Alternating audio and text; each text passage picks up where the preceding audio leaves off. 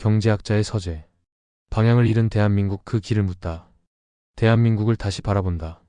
대한민국은 경제적, 사회적, 문화적 발전으로 많은 이들에게 희망과 가능성을 보여준 나라이지만 오늘날 마주하는 여러 도전과 위기가 그 빛을 가리기도 합니다. 과거를 되짚어보면 일부 정책에서 예상치 못한 결과가 발생하거나 단기적 이익을 우선시하여 장기적인 발전을 놓친 사례들이 있었던 것이 사실입니다. 인구 정책의 실패로 인구 소멸의 길을 걷는 부분이나 경제적 성장에 비해 사회적 불평등이 심화된 점들도 우리를 돌이켜 생각하게 합니다. 그러나 과거의 실수를 통해 교훈을 얻는 것이야말로 앞으로의 발전에 있어 매우 중요한 출발점입니다. 대한민국은 강한 회복력을 가진 국가이며 국민들의 창의성과 열정, 협력 정신은 계속해서 나라를 더 나은 방향으로 이끄는 힘이 될 것입니다. 어둠 속에서도 빛을 찾는 법을 배우고 그것을 지탱할 수 있는 힘을 기르는 것이야말로 진정한 희망의 출발입니다. 대한민국의 다음 세대와 그 이후의 모든 세대들이 더욱 나은 세상을 만들어갈 수 있기를 기대해 봅니다. 김대중 전 대통령은 외환위기 직후 정부의 수반이었다. 김대중 전 대통령은 자신의 생애를 담은 자서전을 남겼는데 두 권을 합치면 분량이 1200쪽에 이른다. 그중 상당한 부분을 할애의 사회적 양극화 현상을 다루었다. 중산층이 붕괴하고 사회적 양극화가 심화하는 현상을 잘 알고 있었으나 자신으로서는 어쩔 도리가 없었다는 안타까운 심정을 토로하고 있다. 김대중 전 대통령의 수레는 두 가지 의미를 포함하고 있다. 하나는 사회적 양극화는 외환위기 이후부터 본격화했다는 사실이다. 또 하나는 정치 구단 김대중 전 대통령조차도 회피하고 싶을 정도로 사회적 양극화가 무겁고 어려운 주제였다. 우리는 이 어려운 주제에 도전하고 있다. 어떤 사람은 사회적 양극화는 자본주의 사회에서는 늘 있는 현상이라며 초점을 흐리기도 한다. 절대 그렇지 않다. 외환위기 이전 10년과 이후의 시대 상황을 비교하면 문제가 매우 분명해진다. 1987년 민주화 투쟁 승리 이후부터 1997년 외환위기 발생 이전까지 10년은 매우 특별한 시기였다. 삼풍 백화점 붕괴 등 대형 참사가 연이어 발생했는데도 사람들은 이때의 10년을 가장 평온했던 시기로 기억한다. 참고로 이 10년은 노태우 김영삼 정부 시기였다. 민주화와 함께 임금 인상과 처우 개선을 요구하는 노동 대중의 투쟁이 폭발적으로 확산했다. 삼조왕 덕으로 지급 능력이 풍부해진 기업은 노동자들의 요구에 탄력적으로 응할 수 있었다. 대기업의 임금이 오르면 중소기업의 임금도 덩달아 올랐다. 노동의 양극화 현상은 상대적으로 미미했다. 노동 대중의 임금이 꾸준히 상승하면서 소득 격차가 완화하고 중산층이 확대했다. 두 가지 징표가 이를 뒷받침했다. 신도시 건설 등으로 중산층의 징표인 아파트 공급이 크게 확대했고 이전 시기 출세의 상징이었던 자가용 승용차 보유가 널리 일반화했다. 멸시받고 천대받으며 가난에 찌들어 살던 노동자가 아파트에 거주하고 자가용 승용차를 몰기 시작했다. 너도 나도 출세의 중산층의 일원이 되었다는 뿌듯함을 만끽할 수 있었던 시대였다. 때맞추어 유홍준 교수의 나의 문화유산 탑사기가 공전의 베스트셀러가 되면서 문화유산 탑사가 새로운 트렌드로 떠올랐다. 탑사의 대상인 문화유산은 자가용 승용차 없이는 접근이 어려운 곳들이었다. 자가용 승용차의 일반화를 반영한 트렌드였음을 알 수 있다. 당시 사람들의 사고를 암묵적으로 지배했던 두 가지 관념이 있었다. 당장은 힘들어도 참고 견디면 오늘보다 나은 내일을 기약할 수 있다. 사람 사는 모습은 크게 다르지 않다. 중산층이 크게 확대하고 중산층으로의 신분 상승이 가능했던 시대 상황을 반영한 관념들이었다. 노동자들이 가장 흔히 들었던 충고가 있었다. 열심히 저축해 가게를 내면 편히 살 수 있다. 이 말은 세 가지 사실을 함축하고 있었다. 저축이 가능했고 실제로 상당한 수준에서 이루어졌다. 신분 상승이 가능했다. 자영업은 중산층의 삶을 보장한 안정된 직업이었다. 외환위기를 거치면서 모든 게 바뀌었다. 이전 시기 사람들의 사고를 지배했던 두 가지 관념은 모두 사라졌다. 열심히 저축해 가게를 내면 편히 살 수 있다는 충고도 더 이상 듣기 어려워졌다. 선진국인데 난 왜 이 모양이지? 외환위기 직후인 1998년에 마이너스 성장을 기록하면서 1인당 국민소득은 1만 달러 이하로 내려갔다. 그 즈음 일각에서 새로운 꿈을 지피는 방편으로 1인당 국민소득 2만 달러 시대를 제시했다. 많은 사람이 가슴 설레는 심정으로 2만 달러 시대를 상상했다. 사고는 단순했다. 2만 달러가 되면 지금보다 소득이 2배로 늘면서 2배 더 잘 살 수 있지 않을까?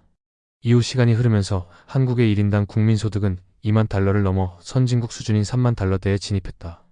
2021년 7월 유엔 무역개발회의는 한국의 지위를 선진국으로 공식 변경했다. 대단한 일이 아닐 수 없었다.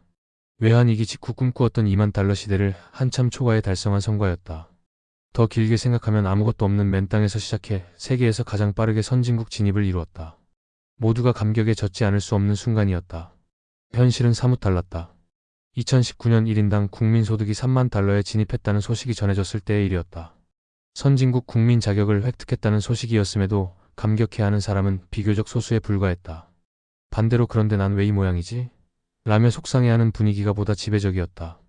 외환위기 이후 비정규직 양산, 사회적 양극화 심화 등 각종 사회 부작용이 발생했건만 주류 집단은 그다지 심각하게 여기지 않았다. 1인당 국민소득이 3만 달러를 넘어서면서 선진국에 진입하면 문제가 상당 정도 해결되리라 믿었기 때문이다. 선진국의 서민이라면 과거 중산층이나 다름없는 삶을 살 수 있지 않은가. 선진국 국민으로서 자부심을 느끼며 만족스러운 삶을 살 수 있지 않은가 라고 생각했을 것이다. 선진국 진입이 현실화했건만 기대했던 결과는 나타나지 않았다. 다수의 사람은 자신의 처지에 강한 불만을 느끼고 있었다. 도대체 어찌 된 일인가? 무엇이 잘못되었기에 소득 2만 달러 시대에 꿈이 헌휴지 조각처럼 되었을까? 여러 요인이 복합적으로 작용한 결과일 수 있다. 여기서 그 모두를 일일이 다루기는 어렵지만 결정적 요인으로 사회적 양극화로 인한 상대적 박탈감을 꼽을 수 있다. 외환위기 이후 사회적 양극화 심화는 누구나 인정하는 현상이자 대부분 사람이 피부로 느껴온 지점이다. 각종 지표 또한 사회적 양극화가 상당한 수준에서 진행되어 왔음을 뒷받침해준다. 최상위 10% 소득은 1999년 32.9%에서 2017년 50.6%로 치솟았다. 변동폭으로는 OECD 국가 중에서 가장 높은 수준에 해당했다. 반면 근로소득 기준 하위 20%의 실질급여는 1996년 이후 14년간 24% 줄었다. 빈약한 아래를 파서 위를 두둑이 채워왔음을 알 수 있다. 사회적 양극화는 부동산을 중심으로 한 자산 보유에서의 양극화를 통해 더욱 증폭되었다. 김낙년 교수가 발표한 한국의 부의 불평등 2000에서 2013 보고서에 따르면 2010에서 2013년 상위 1%가 보유한 자산 비중은 전체의 25.9%였고 상위 10%의 자산 비중은 66%로 전체 자산의 절반이 넘었다.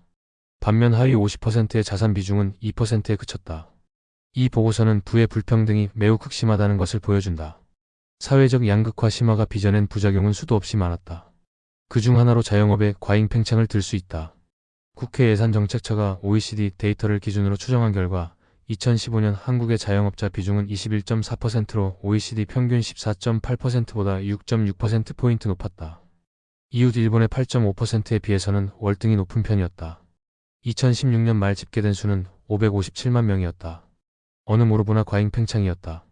전문가는 자영업자 상당 부분은 위장 실업자라고 보았다. 노동시장에서 밀려난 사람들이 마지막 생계 수단으로 자영업을 선택했다고 본다. 과잉 경쟁의 결과 2015년 기준으로 3년 이상 생존율은 37%에 불과했으며 60% 정도가 연평균 소득 4천만 원을 넘어서지 못했다. 외환위기 이전 때와 달리 자영업은 중산층의 삶을 보증하는 안전판이 더 이상 아니었다. 성격을 달리하는 두세 개로의 분열. 도대체 사회적 양극화를 낳은 구조적 요인은 무엇인가? 사회적 양극화의 본질적 의미는 또한 무엇인가? 결론부터 이야기하면 사회적 양극화의 구조적 요인이자 본질의 의미는 신자유주의 사상문화의 지배로 한국 사회가 성격을 달리하는 두 개의 세계로 갈라진 데 있었다. 한국 경제는 기본적으로 시장경제이다. 시장경제를 움직이는 핵심 주체는 기업이다. 기업이 어떻게 움직이는가에 따라 시장경제 운영 기조가 크게 달라진다. 앞서 언급했듯이 외환위기 이후 기업은 신자유주의 사상문화를 내면화하고 실천했다. 한편으로 기업 세계의 심장부는 미국식 주주자본주의가 작동하면서 주주이익 극대화를 중심으로 움직였다. 다른 한편으로는 일반적 수준에서 고용한 사람을 철저하게 비용으로 간주하기 시작했다. 기업 세계의 작동 방식은 색다른 성격의 두 세계를 만드는 원천이 되었다. 주주자본주의가 본격 작동함에 따라 기업은 주주이익 극대화에 모든 초점을 맞추면서 주주의 속지로 전락했다. 돈의 최고의 가치를 부여하고 돈을 중심으로 세상을 보는 신자유주의 사상문화가 기업이 자본의 인격체인 주주에게 절대 충성을 바치는 형태로 현실화한 셈이다. 주주자본주의 작동으로 머니게임 무대가 활짝 열렸다. 돈품께나 있는 엘리트 집단은 일제히 머니게임 무대에 발을 들여놓았다. 엘리트 집단은 돈을 번다는 머니게임으로 한몫 크게 잡고자 혈안이 되었다. 너도 나도 신자유주의 사상문화의 영향으로 머니게임에서의 성공을 삶의 본령이라고 여겼다. 엘리트 집단은 머니게임에 심취할수록 이를 미화시켜주는 신자유주의 사상문화에 더욱 깊이 포획되었다. 엘리트 집단은 너도 나도 신자유주의 사상문화를 확산시키는 자발적 숙주가 되었다. 외환위기 이후 신자유주의 사상문화가 빠른 속도로 전 사회에 확산한 이유 중 하나가 여기에 있었다. 엘리트 집단의 다수는 금융자본 지배의 든든한 동반자가 되었다. 엘리트 집단이 머니게임에 빠져들고 있는 와중에 반대편에서는 다수의 사람이 비용 취급받고 있었다. 기업 입장에서 비용은 최대한 줄여야 할 요소이다. 기업 경영자들은 사람 관련 비용을 최대한 줄일 때 경영 효율성이 높아진다고 굳게 믿었다. 기업 경영자들은 일관되게 사람 관련 비용을 줄이기 위해 노력했다. 기업 상층부는 일관되게 인건비 줄이기 위해 사람 수를 줄이라고 지시했다. 지인 중 한 명은 30년 직장 생활 대부분을 사람 목 자르는 일로 소모했다고 고백하기도 했다. 사람 수를 줄이는 방법은 단순 명료했다. 1차적으로 업무 수행에 투입하는 사람 수를 최대한 줄이고자 했다. 때맞추어 4차 산업혁명이 가속화되면서 자동화 기술이 눈부시게 발전했다. 기업들은 다투어서 자동화 기계로 사람을 대체하기 시작했다. 한국은 산업용 로봇을 가장 많이 사용하는 나라가 되었다. 갈등 지향적인 노사관계는 자동화 추세를 강화하는 데 크게 한몫했다. 사용자 위치에서 볼 때 로봇은 노조 결성도 하지 않으며 임금 올려달라고 떼를 쓰지도 않았다. 파업이나 태업을 절대 하지 않으면서 주어진 일을 군소리 없이 잘 해냈다. 값도 사람보다 싼 편이었다. 1년의 과정을 거치면서 기업의 일자리 창출 능력이 꾸준히 약해져갔다. 단순히 고용 증가율만 보더라도 2002에서 2007년 4.1%, 2007에서 2012년 3.0%, 2012에서 2017년 0.7%로 계속해서 낮아졌다. 기업은 사람 관련 비용을 줄이기 위한 또 하나의 방법으로 비정규직 비중을 늘렸다. 한국개발연구원 KDI 2017년 실시한 대국민 인식조사에 따르면 외환위기가 미친 가장 큰 영향을 묻는 조사의 응답자의 88.8% 폭스 응답과 비정규직 증가를 꼽았다. 절대다수의 국민이 비정규직 증가를 다른 그 무엇보다도 가장 심각한 문제로 느꼈음을 알 수 있다. 통계청 자료에 따르면 비정규직 비율은 외환위기를 거치며 1998년 46.9%, 1999년 51.6%, 2000년 52.1%로 치솟았다. 비정규직 비율은 점차 하향세를 보여 2017년 8월 기준 32.9%로 집계됐다. 통계청 자료에 따르더라도 비정규직 숫자는 2017년 664만 명에서 2020년 742만 명으로 늘었다. 비정규직의 비중을 둘러싸고 노동계는 확연히 다른 시각을 보였다.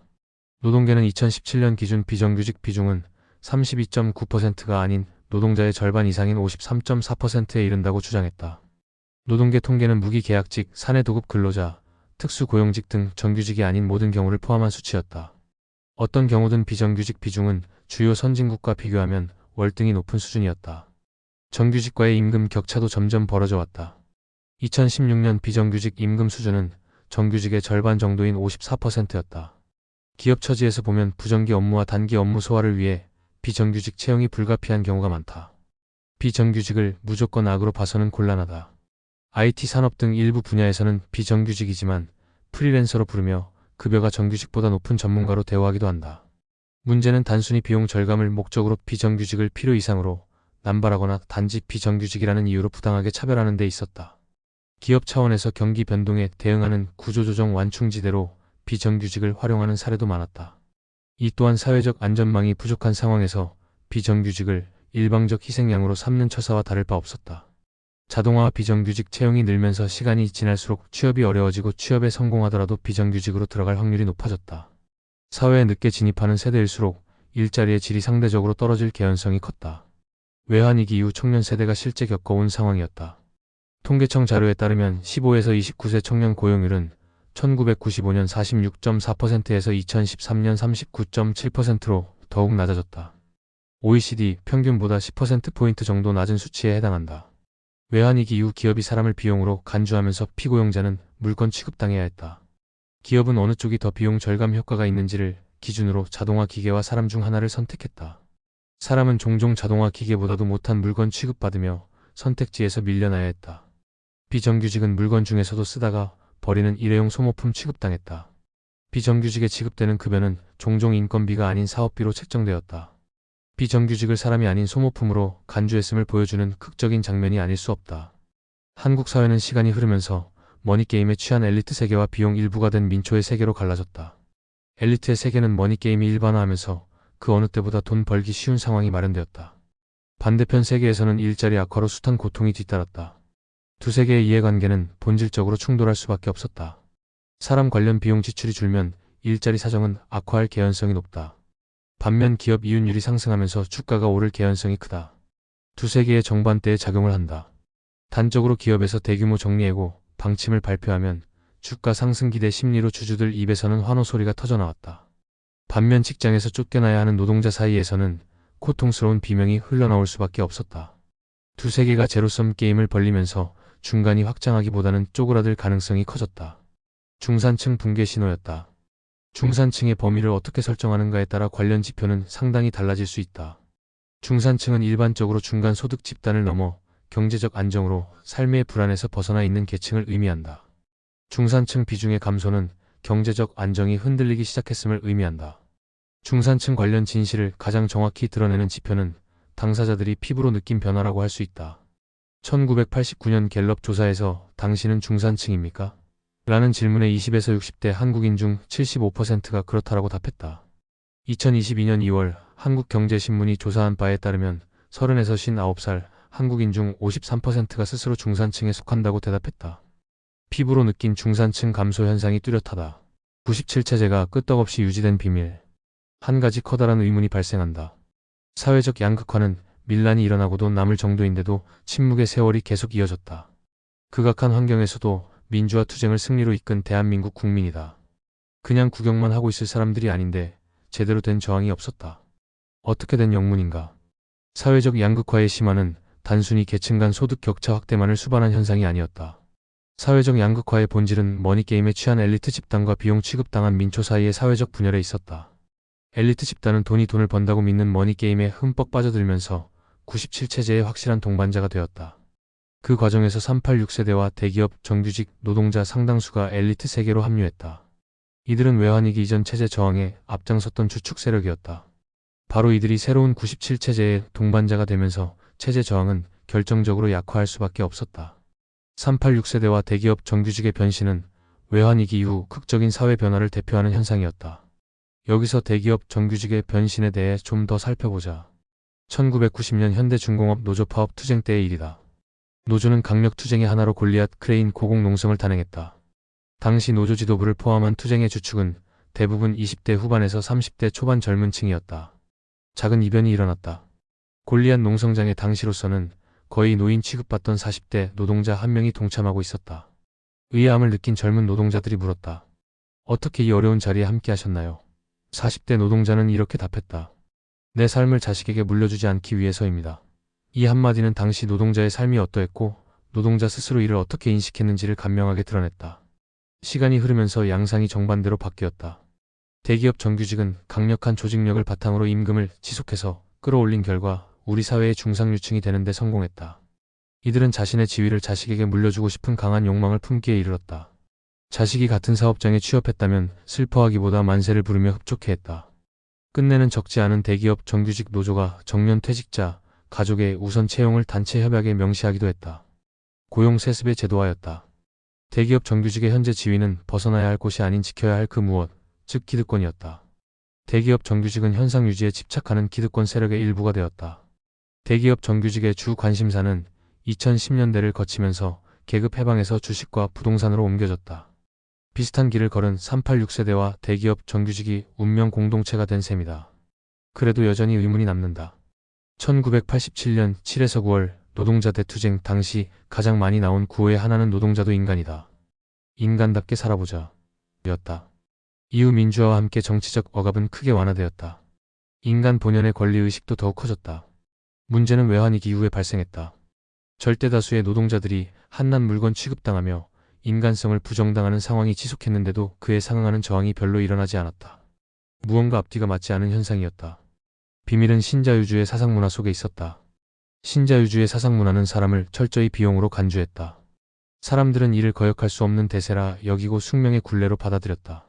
신자유주의 사상문화는 이를 효과적으로 뒷받침하기 위해 무한 경쟁 기반의 승자 독식 논리를 작동시켰다. 신자유주의 사상문화는 열의 한 명 정도가 승자로서 이익을 독식할 기회를 부여했다. 모든 사람의 머릿속에 경쟁에서 무조건 이겨 승자가 되어야 한다는 논리를 주입했다. 치열한 노력으로 남들을 압도할 능력을 갖추어야 한다고 설파했다. 무한 경쟁 논리는 능력 있는 자가 승자의 영광을 누린다는 능력주의라는 무기를 장착했다. 1등만 알아주는 무한 경쟁 기반의 승자 독식 논리는 분야를 가리지 않고 사회 전체를 감염시켰다. 스포츠 세계도 예외가 아니었다. 한동안 온 나라가 오로지 금메달만 인정하는 바람에 기대했던 선수가 금메달을 따지 못하면 졸지의 죄인 취급받아야 했다. 오죽하면 은메달을 따고서도 시상식에서 서러움의 눈물을 쏟아내야 했던가. 어느 개그맨이 내지른 1등만 알아주는 더러운 세상. 라는 말이 큰 반향을 일으키기도 했다. 승자의 자리는 높은 연봉과 풍요로운 사내 복지를 자랑하는 대기업 정규직일 수도 있고 기업 임원을 향한 고속 승진일 수도 있었으며 스타트업 창업을 통해 대박을 터뜨리는 경우일 수도 있다. 혹은 꿈의 직장으로 불리고 있는 안정된 공공기관 임직원일 수도 있다. 승자는 꼭 있어야 하는 유능한 인재 취급받으며 여러모로 후한 대접을 받았다. 한 명의 인재가 10만 명을 먹여 살린다는 슬로건 아래 삼성이 추구한 인재 경영은 이를 집약적으로 보여주었다. 인재 경영에서의 인재는 보편적 사람이 아닌 아주 특별한 소수의 엘리트를 지칭했다. 사람들은 승자가 되기 위해 치열하게 경쟁했다. 사회에 진입하자마자 그러한 상황에 노출된 청년들은 그게 전부라고 생각하기가 쉬웠다. 액면 그대로 경쟁이 아닌 전쟁을 치르다시피 해야 했고 친구마저 적으로 간주하는 처지가 되었다. 직장 동료가 병으로 결근하더라도 업무를 대신해 주지 않을 정도로 동료를 적으로 여기는 문화가 팽배했다. 일련의 과정을 거쳐 대다수는 경쟁에서 패배하는 비운을 겪을 수밖에 없었다. 문제는 여기서 나타났다. 비운의 주인공들은 자신을 구조적 모순의 희생자가 아닌 경쟁에서의 패배자로 인식했다. 노력과 능력의 부족 탓으로 경쟁에서 패배하는 비운을 겪었다고 생각했다. 미셀 푸코의 말대로 신자유주의 사상문화가 주입한 관념의 사슬로 자신을 강하게 속박했다. 결과는 무시무시했다. 사회 구조적 모순은 개인의 문제로 치환되면서 절묘하게 은폐되었다. 97체제는 엘리트 집단을 흡수해 체제 유지의 동반자로 삼았다. 나머지 사람은 무한 경쟁 논리를 주입해批판 의식을 마비시켰다. 97체제는 사회적 양극화가 매우 심각한 수준으로 이루어졌건만 도리어 그의 의지에 끄떡없이 버틸 수 있었다. 사회적 양극화는 민초와 엘리트 집단의 분열을 기반으로 97체제를 유지하는 고도의 분할 지배 전략이기도 했다. 과연 거역할 수 없는 대세인가? 외환위기 이후 상황에 대한 비판이 외환위기 이전 상황 모두를 정당화시키는 근거가 될 수는 없다. 한국 사회가 외환위기를 계기로 선의 세계에서 악의 세계로 넘어갔다고 보는 단순 시각은 매우 위험스럽기 짝이 없다. 그렇더라도 분명히 인정해야 할 사실은 있었다. 외환위기 이전 한국은 상대적으로 평등한 나라에 속했다. 계층 상승이 비교적 쉬운 개방적 신분사회였다. 핵심은 중산층 확대에 있었다. 아파트 공급 확대는 이를 입증하는 대표적인 징표였다. 시간이 흐르면서 계층 간 격차가 한층 완화할 수 있다는 희망을 품기에 크게 부족함이 없었다. 전반적으로 소득 수준이 낮고 사회적 환경이 지금보다는 열악했더라도 내일을 향한 꿈을 키울 수 있었다.